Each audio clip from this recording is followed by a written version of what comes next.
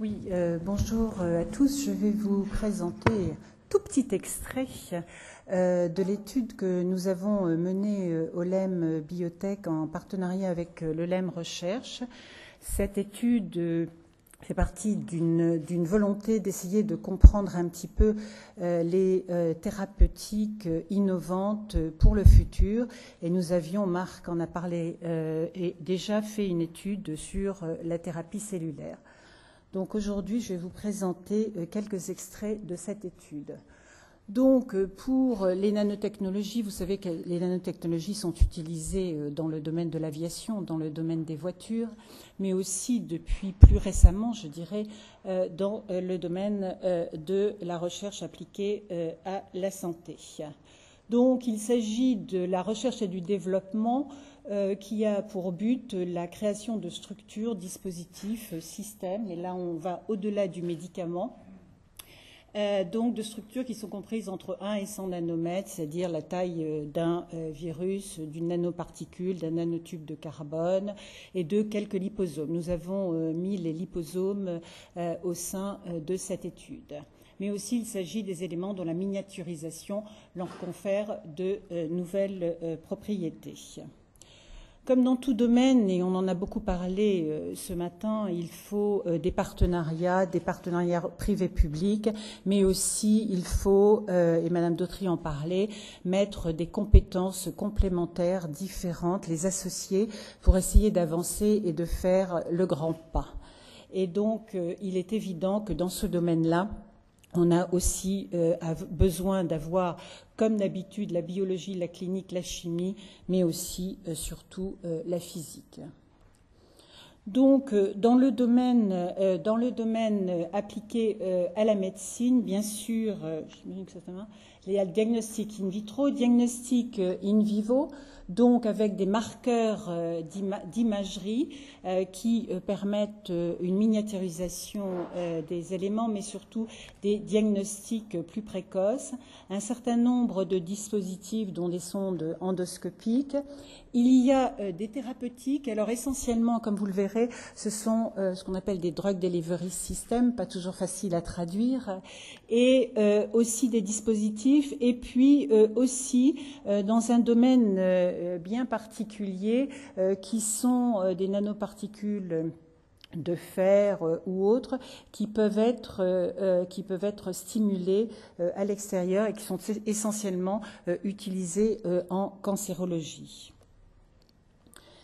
Je vous rassure, je ne vais pas vous présenter tout cela. Si je vous le montre, c'est qu'il y a une réglementation. Qu'un médicament arrive sur le marché issu de la chimie, que ce soit un biomédicament ou que ce soit un médicament avec des nanoparticules, le processus est exactement le même. Et c'est un thème que l'on défend de façon claire et nette, puisque vous savez qu'en ce moment, il y a un débat public sur les nanoparticules et qu'il est important que l'on comprenne que le médicament, le processus, la réglementation est la même avec toutes les étapes que vous connaissez tous très bien, aussi bien au niveau préclinique qu'au niveau clinique, qu'il y a des autorités de santé et qu'il y a un suivi de pharmacovigilance qui est fait par la suite. Donc on essaye de façon claire et nette de se différencier d'autres systèmes utilisant les nanoparticules et qui n'ont pas cette même réglementation particulièrement rigoureuse. Donc ceci est valable pour le médicament, mais comme vous le verrez, ceci est valable aussi pour les dispositifs médicaux. Et donc les dispositifs médicaux sont répartis en 4 catégories dont les voies d'accès au marquage CE sont spécifiques. Donc c'est une réglementation là aussi qui est bien déterminée et les produits nanotechnologie rentrent dans la classe 3. Donc il y a un certain nombre de dossiers, particulièrement des dossiers techniques, il y a des audits et un marquage CE qui permet de s'assurer de la rigueur du processus de fabrication. Alors, où en est-on à l'heure actuelle? C'est une étude qui date d'il y a un peu plus d'1 an, donc il y a certainement peut-être d'autres produits, mais ça donne une image. Il y a très peu de produits actuellement. Il y en a 36 sur le marché et il s'agit essentiellement de produits de drug delivery.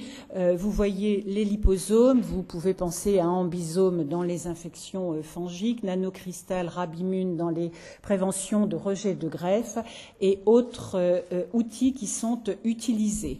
Ce qu'il y a d'important dans ce domaine thérapeutique, c'est vraiment la possibilité d'avoir un ciblage, une meilleure disponibilité du médicament, donc d'obtenir en principe une meilleure efficacité et surtout moins d'effets secondaires. Donc ça, je crois que c'est un principe qui est bien compris et qui est bien recherché, aussi bien dans la recherche fondamentale que dans la recherche appliquée au niveau des industriels.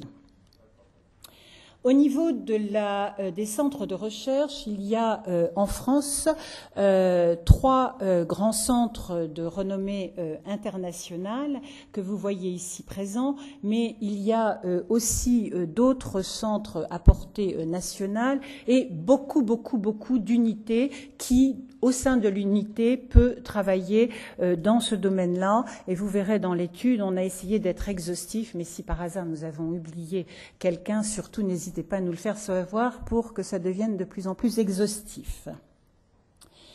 Au niveau de la France, vous avez dans les sociétés qui existent, il y en a 12 qui se positionnent donc dans le domaine de la nanomédecine. Et je vais parler particulièrement de Guerbet, qui utilise des nanoparticules d'oxyde de fer, qui a 2 produits sur le marché, un pour la détection et la détermination des cancers du foie et un pour l'exploration du tube digestif. Et nous avons donc Laurent avec la société Nanobiotics. Toutes nos études sont faites en évaluant la recherche en France, qu'elle soit académique, industrielle, les industries existantes, mais on essaye de se comparer avec le reste de l'Europe, les États-Unis, l'Asie, pour essayer de savoir quels ont été les facteurs clés de succès, aussi bien en France que dans d'autres pays, et si c'est dans d'autres pays, d'essayer de les appliquer et d'en faire un certain nombre de recommandations qui sont discutées avec les autorités de santé, les autorités de recherche. Donc là, évidemment, on ne portera pas de jugement. Il y a plus de sociétés en Allemagne. Ça ne veut pas dire pour autant que les produits vont être plus nombreux, que les sociétés vont perdurer. Marc vous a présenté des sociétés qui existent et puis quelques années après, elles ont disparu. Mais c'est pour vous dire qu'il y a quand même une activité aussi bien en Angleterre et en Allemagne, mais particulièrement en Allemagne dans ce domaine-là. Et on sait que dans le domaine de la thérapie cellulaire, l'Angleterre est plus en avance dans ce domaine-là par rapport aux autres pays européens. Donc, je vais vous parler du débat public, qui est un débat important, qui a lieu en ce moment et qui donc traite de tous les domaines des nanotechnologies appliquées ou pas à la santé. Donc, nous essayons d'être présents et surtout de bien expliquer la réglementation des dispositifs médicamenteux, des médicaments qui nous amènent à pouvoir apporter sur le marché des médicaments en toute sécurité, tout en sachant qu'on sait très bien qu'il y a des aléas parfois et qu'il y a des produits qui sont retirés du marché, mais ceci est quand même extraordinairement rare. Donc, ce débat a pour lieu de permettre à la population de s'exprimer, d'éclairer les grandes orientations de l'État.